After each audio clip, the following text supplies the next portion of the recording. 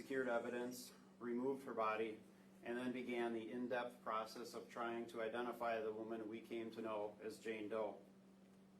In the weeks, months, and years following the discovery of Jane Doe, hundreds of missing persons files were reviewed, leads and tips were followed up on, and computer-generated facial and physical composites were shared with the public. However, our Jane Doe remained unidentified.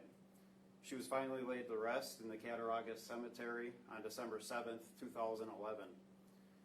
We've always remained optimistic that someday we would be able to identify Jane Doe, and that is why this case has continuously been assigned to detectives since the investigation began. In November of 2016, two of our detectives were given the opportunity to present this case to the National Center of Missing and Exploited Children in Virginia. Based on that presentation, experts recommended that we exhume her body to collect bone, tooth, and hair samples in order to conduct new forms of forensic testing that did not exist back in 2008. Jane Doe was exhumed on April 26, 2018, and samples were collected and sent to numerous laboratories throughout the country that specialize in various forms of forensic analysis. In the months following her exhumation, detectives received the results from these forensic tests and used those results to compare to other known DNA profiles. Genealogy research, assisted by the national expert Barbara Ray Venter, provided investigators new leads that led to identifying individuals believed to be direct relation to Jane Doe, and DNA samples were collected from those potential family members in the hopes of confirming her identity. I'm pleased to announce that through the hard work and dedication of these detectives, as well as detectives who are now retired, their work to keep this investigation moving forward has resulted in the positive identification of Jane Doe as Amy Marie Yeary, date of birth 12/9/1989, of Rockford, Illinois.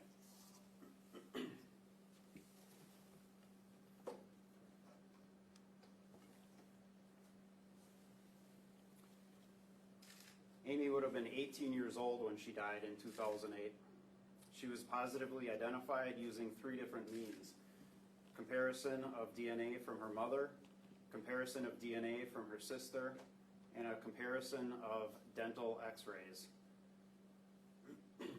While speaking with Amy's mother, detectives learned that in the late summer of 2008, Amy made a phone call to her mother and stated she was in Beloit and wanted a ride home.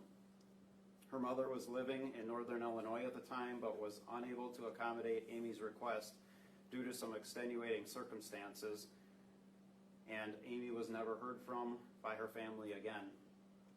While no official missing persons report was ever filed, Amy's family continued their own search, hoping to eventually make contact with her.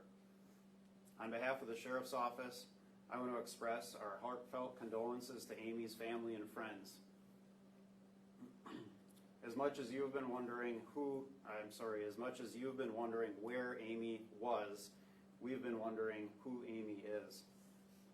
Identifying Amy Yeary is a big step forward in this complex and ongoing investigation. However, there is still much work that needs to be done to determine how and why she lost her life. As advancements in DNA, genetic, and genealogy and forensic testing continue to evolve, we await results of additional tests currently being performed at forensic laboratories, and we are hopeful that new evidence can be identified. Investigators have also learned that, sadly, Amy was a victim of human sex trafficking. She was oftentimes transient, and detectives have learned that she spent time in Milwaukee, Chicago, and Beloit areas in the weeks preceding her death. As we continue our investigation, today we are asking for the public's help.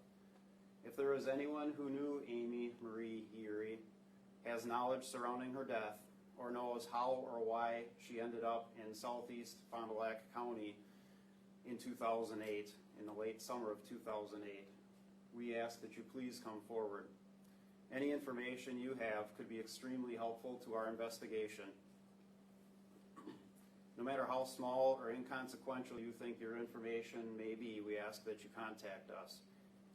You can contact Detective Ryan Murphy at 920-929-3380, or you can contact the Fond du Lac County Law Enforcement tip line at 920-906-4777 and leave an anonymous message. Once again, we'd like to thank everyone who has already provided us with information about this case. Thank you to the media for helping us share Amy's story with the public.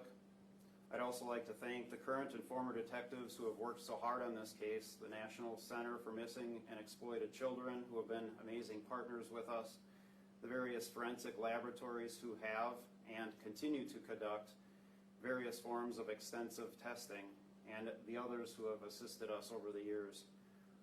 Our hope is that with this collaborative effort, the public's assistance, we can determine what happened to Amy, bring justice in her memory, and answer the unanswered questions for her family and loved ones. I ask that you honor the wishes of Amy's family, who has requested that the media not contact them regarding this investigation. This concludes our press conference, and as we mentioned earlier, we will not be taking additional questions at this time.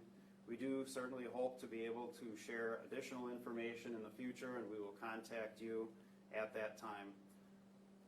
Deputy Volm will now hand out thumb drives containing the text of this press conference, as well as a digital photo of Amy's photograph here, and we thank you for your time today.